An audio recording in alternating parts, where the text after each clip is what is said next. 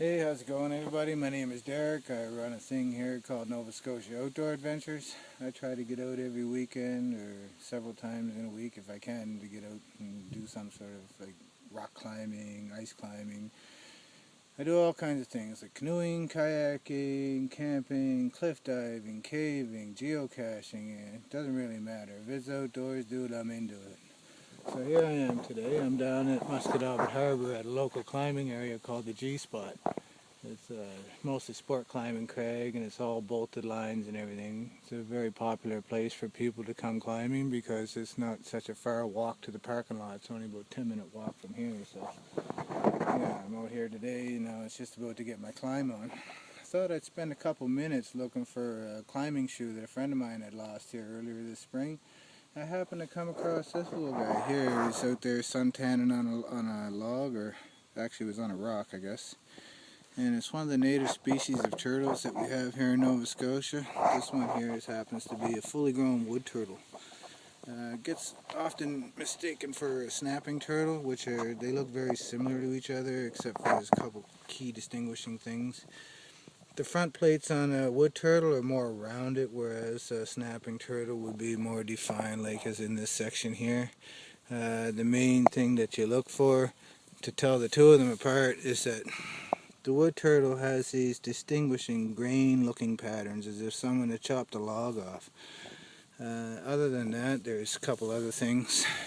First of all, snapping turtle can get much bigger than this one. You can see, like, if you're going to pick it up from at least the second set of platelets. That way like you can't snap back at you, because they are pretty aggressive. And they can take a nasty little bite out of you. Now you can see here how the beak structure is very similar to that of a snapping turtle. From the side view, like if you see it from here, it looks like a snapper, just a small one. And then one thing you can notice here is like the beak structure is more elongated. I don't know, it's hard to tell against there. But they are pretty aggressive, and you don't want to fool around with them too much. And you can see the underside of his structure where you can pull his legs up when he needs to defend itself. Got an interesting little tail structure on there.